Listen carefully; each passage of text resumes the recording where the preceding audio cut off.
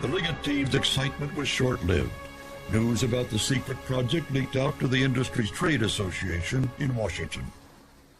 The next day, the Tobacco Institute, through a couple of spokespersons, were calling Liggett, asking them, what the hell are you doing at the White House? Liggett's competitors also learned about the XA project. They viewed the breakthrough as a catastrophe. Why catastrophic? Well, let's just look at it. You've got the XA cigarettes over here produced with altered tobacco that creates 0 cancerous tumors. And over here you have traditional brands which have 100% cancerous tumors in some instances. How do you sell a traditional brand, whether it be Marlboro or Kool or Viceroy or any of the others, in the face of this new cigarette on the market?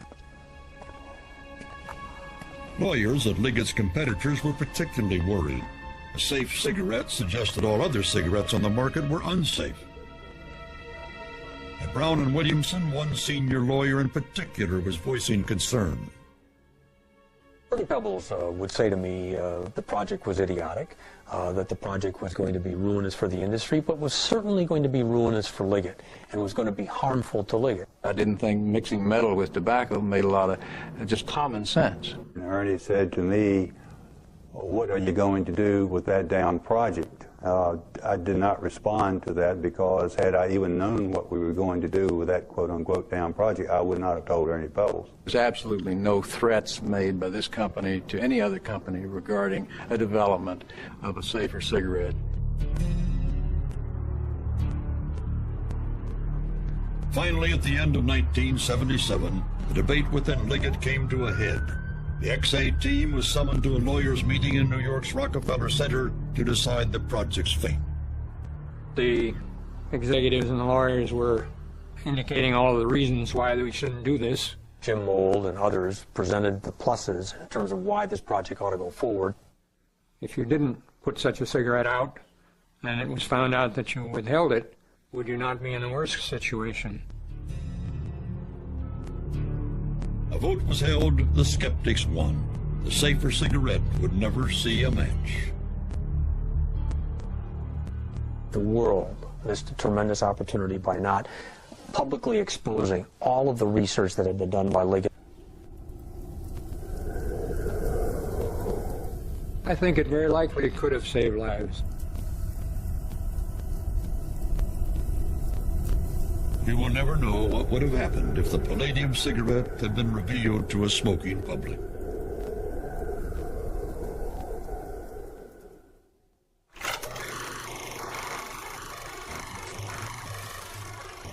Back in Britain in the 1970s, tobacco advertising in movie theaters was still allowed. As always, the industry exploited every opportunity to promote its product. Cigarettes seen as quite a glamorous, stylish thing to be doing. A fact not lost on advertising colleagues who took an anti-tobacco stance. They were trying to reassure that it was smart to smoke. They were set in glamorous locations. They told amusing little stories, and the smoker always came out on top. So it was just distanced it all from the gruesome news about fatality and ill health. The industry, however, was facing increased government regulation of advertising, including restrictions on what it could and could not show. They tried to say no opulence, no aspirational objects, no trinkets of value, no blue skies, no green trees. I mean, wine, drinks, lovely locations. Particularly glasses, 2 glasses, suggested sex. Sex, no way. One was restricted to muddy backgrounds with a pack on them. This was looking very bleak in terms of what a picture it comprised of. They were really thrown back on just showing packs. And if necessity is the mother of invention, I think it just made them more inventive than ever. Advertising executives working for tobacco companies returned to the drawing board. That's when we devised this campaign, which had no message, no meaning, no reason for existence.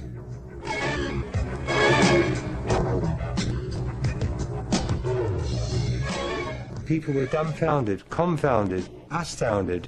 They thought, what is this all about?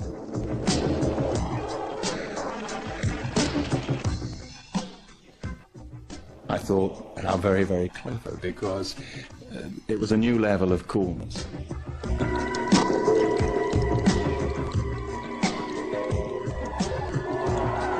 There was no message to be delivered here. You just had something to look at.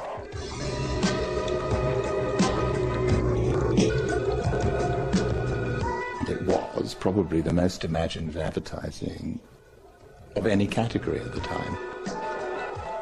The pack was built into a surrealistic setting that was a puzzle for the viewer or the passerby to solve. It gave them some satisfaction and was very, very clever. And cleverness is the attribute that the young enjoy most in advertising.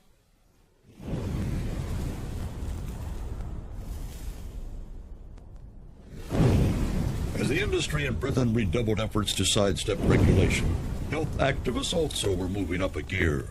By the early 80s, powerful new health campaigns began to appear. A lot of people were beginning to give up smoking. One hard area of resistance was the working man. Hello, darling. I knew it was you. We knew that children were coming home from school and saying to their parents, please don't smoke, Daddy and Mummy. And so I dramatized that and thought, well, if you won't give up smoking for yourself, do it for your kids.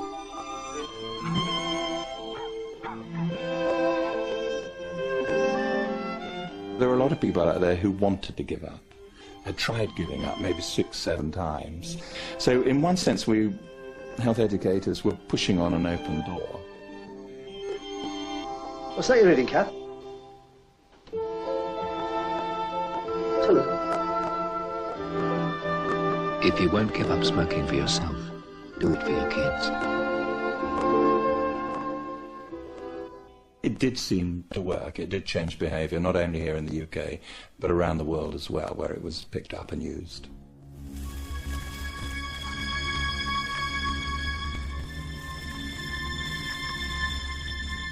Despite changing attitudes, neither Britain nor America had seen a senior politician prepared to fight under an anti-smoking banner. Until Washington, 1976. I, Jimmy Carter, do solemnly swear that I will faithfully execute the office of President of the United States. The office of President of the United States. The country had elected a president who owed much of his support to tobacco country. He appointed Joseph Califano his Secretary of Health, Education, and Welfare. It was a decision Carter would come to regret and tobacco executives resent. Joe Califano came on the scene sort of a meteor across the sky. They viewed me as a serious threat to them, and they tried to paint me as a fanatic. He, I think, dramatized the subject in a way that only a former smoker can do. Califano decided to put an anti-tobacco campaign at the heart of his health policy when interviewing candidates for departmental jobs. I probably interviewed 150 doctors over a period of less than 2 months, and I'd ask every doctor, what about health promotion, disease prevention? And every single physician said, you can't have a serious campaign for health promotion, disease prevention unless you go after smoking. Alarmed by the news, the industry quickly responded. When the tobacco people found out I was going to deliver a speech on smoking, they called up the department and asked for a copy of it in advance. And they said they always were allowed to review any drafts of statements that the government made on tobacco. And I said, those days are over. That's preposterous. No more. The next thing I did, I started to get calls from the White House for copies of what I was going to say. We were concerned about his taking too high profile a position on this issue at a time when the president was worrying about his own political base of support. Peter Bourne was the president's health advisor and keen to know the impact of Califano's speech on the White House. I said, look, if the president wants a copy of this speech, all he has to do is pick up the phone and call me, and he'll have it in 5 minutes.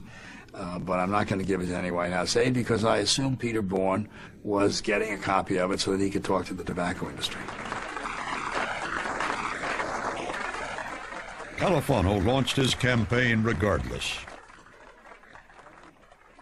Research since the '64 Surgeon General's report has proven that smoking is even more dangerous than we originally believed.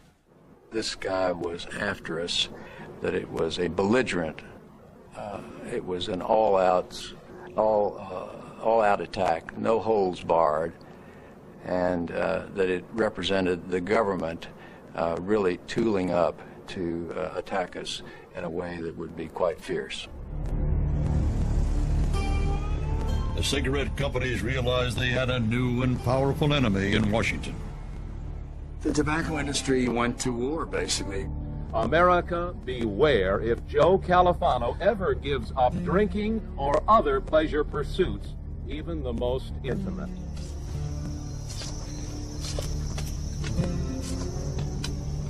And in tobacco country, Democrats began to see Califano as a serious threat to their re-election prospects. Jim Hunt, who was then the governor of North Carolina, called me and he said, if you can't get the president to shut Joe Califano up, you can tell the president he can kiss North Carolina goodbye. I never seriously considered pulling back. I thought what we were doing was so right, so overdue. And I thought that over time, people would understand it. I also had a different political view than the White House did. I thought people in these states knew that what we were saying was true. It's hardly an American in the United States that hasn't lost a relative to emphysema or lung cancer or heart disease, a relative who smoked. There are 2 million families in our country that depend for their livelihood on tobacco.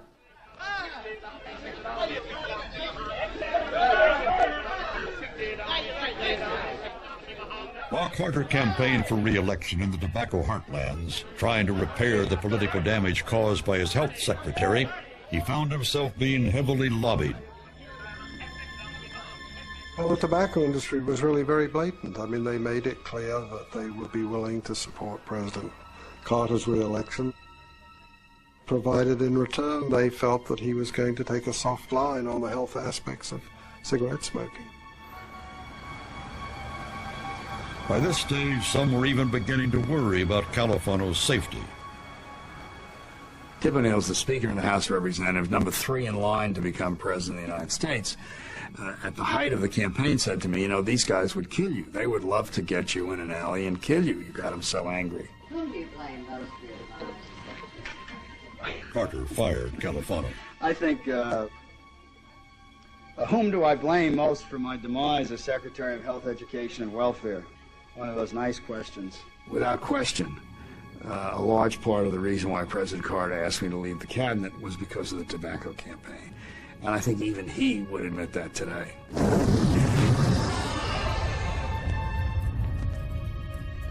After 2 decades of fierce fighting over science and regulation, Big Tobacco had succeeded in undermining the one politician who posed a serious threat to the business of selling cigarettes.